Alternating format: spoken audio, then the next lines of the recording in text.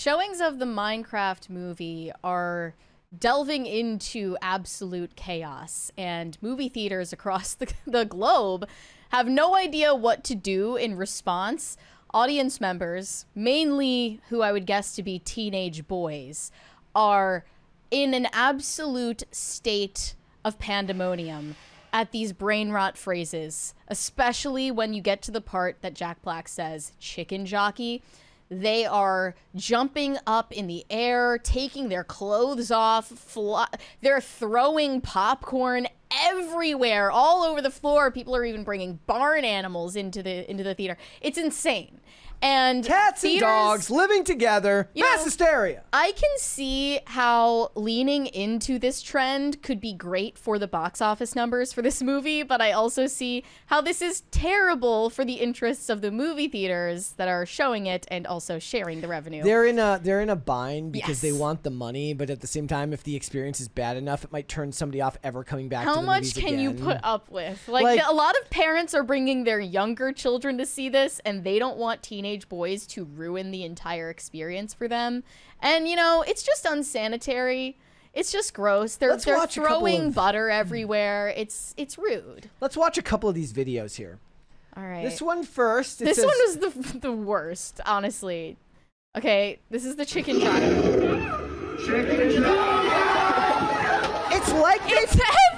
It's like they bought bigger bags of popcorn than already sold. You're wasting that much popcorn in this economy for a video. I mean, they're kids. They don't have to worry about the economy yet.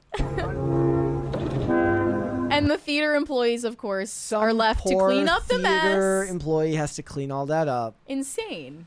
And they're already mad at Mary for sneaking in her food. This is why you should just let me do what I want, because I'm not causing this much of a chaotic mess. When I sneak in food, I'm not throwing it everywhere. This person brought a live chicken into the premiere. The popcorn just raining.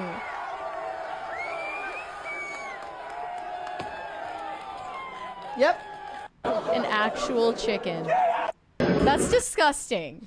That is disgusting. That should not be near anyone's food. I wonder what Tim would have to say about bringing a live chicken to Minecraft. He would probably defend this. We'd have to ask him what he thinks of such a thing. He just loves chickens so much I feel bad for the chicken.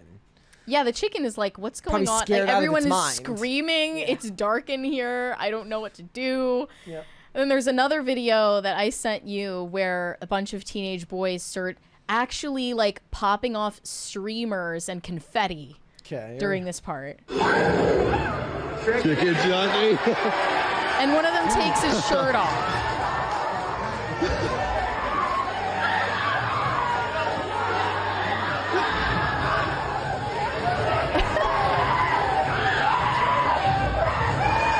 Future frat bros of America. Mm-hmm. Yeah. Yeah. So now movie theaters are thinking about what to do in response to this problem. Now they're posting warnings against crazy Minecraft screenings. Screaming and taking part in TikTok trends will not be tolerated. This is one cinema in the UK issuing a warning. They say that in this flyer, any form of antisocial behavior, especially anything that may disturb other guests, such as loud screaming, clapping, and shouting, will not be tolerated. Anyone who is found to be acting in this manner will be removed from the screening and not entitled to a refund. But here's the thing. Also in the UK, there was Cineworld that had this one where they're encouraging it. Yes, they tweeted out, Minecraft fans want a screening where clapping, cheering, and shouting "I am Steve" is absolutely encouraged. Join our Chicken Jockey 40x screenings of a Minecraft movie on April 13th. Have fun, but don't go full creeper. No throwing, no mess, and no filming the screen. Yeah, they don't want you filming the screen for sure. That's a big issue as well, because everyone is just committing acts of piracy. piracy. What about those behaviors were antisocial, though?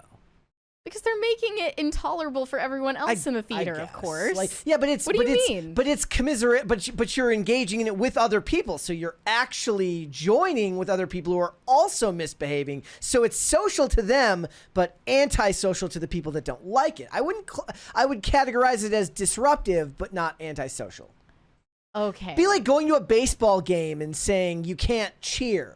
No, that is not the same thing at all. I'm not saying that it's not encouraged. I'm saying that if you go to a baseball game and you cheer, exorbitantly, sure, it's annoying, especially if it's not even in a moment where somebody hits the ball, but it's not like it's antisocial. You're just being kind of annoying. Well, that's actually really more accurately what the word antisocial refers to. It's not just being a recluse. It's being a nuisance to the people around you and lacking empathy. So then all the other people are being antisocial too. They're socially together being antisocial. Paradoxically. The people engaging in this trend are paradoxically being antisocial together. Right. Okay. I get it though. I get why they feel the need to act out like this, because there are so few opportunities to act a fool these days, especially as a young person. Mm-hmm. And in school, you have to get a hall pass. I mean, that whole concept to me always seemed so stupid.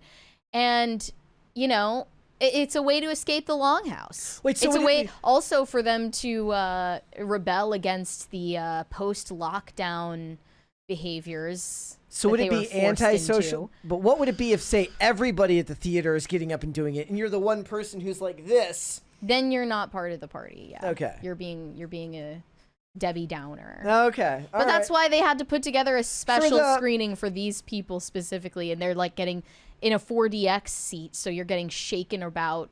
For the people who may not know, do you want to explain the Longhouse to the audience? Yeah, I mean, how many times has this come up on the show? Not as frequently as some other things. Feels like a term that's fallen out of fashion for the most part, but you saw it more in 2023 and last year, but it basically means governance by female feelings. That's the definition I've come up with. Mm-hmm. It's also been called like the mammy state.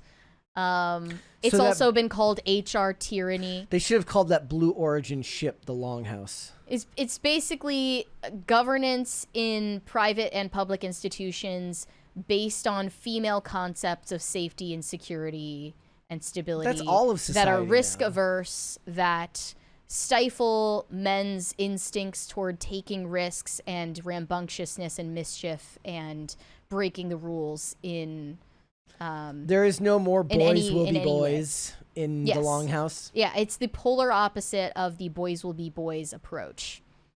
Which, by the way, as one of the big scares of 2010s feminism, boys will be boys was one of the most egregious. Everyone said that phrase referred to rape culture, when it only meant it's okay when boys fight each other with sticks. Yeah. Because that's something they enjoy doing. It became like a tactic in the movies where some a woman is assaulted on campus and some headmaster goes, well, boys will be boys, as if that's a thing. Now, reeling it back to Minecraft, you told me that they've had a huge drop in the box office after the first opening weekend. Yeah, so it brought in $9.9 million on its first Monday, which is a 78.5% drop from Sunday. It is currently sitting at $172.6 million domestically with $323 million worldwide. If you want to compare it to other movies, Barbie's first Monday drop was 40%, $26 million for a 4-day weekend, total of $188 million. It is fair to point out that Barbie came out in the summer. That too, so children are in school right now. So Super Mario Brothers' first Monday was a 41.8% drop over with $20 million over a 4-day haul. The caveat being that Barbie opened during the summer and Super Mario Brothers opened during Easter weekend. However, kids tend to return to school on the Monday after Easter, so that doesn't actually hold. That's a pretty low drop. Another difference between this and Barbie is the fact that the majority of the audience for Barbie was adult. So they can go to Barbie on Monday after work. It wasn't mostly children or parents, taking their children to see the Barbie movie. It was mostly single adults. We have another 20 from Value in You. The theater behavior is like the Spirit Halloween costume guy who claps when the plane lands. LOL. I mean, these days they talk about how... How do you feel about people clapping when the movie ends in theaters? I've never done it. 66.2% of the audience for Barbie was female. 74.6% under the age of 29. Well, that doesn't mean they're children. They're just under 29. Just saying under, like, that's still pretty young. Yeah. That's more younger than I thought. Yeah. But yeah. I've never clapped at the end of a movie. I haven't either. I find it extremely annoying. I might have done this at the end of Top Gun Maverick. Were people clapping when we were at that show? I think they might have. I mean, I was almost brought to tears at the end of Top Gun I was Maverick, too. I was like, tearing up a little bit. I was like, they got you. I was blinking them back, like, for real. Yeah.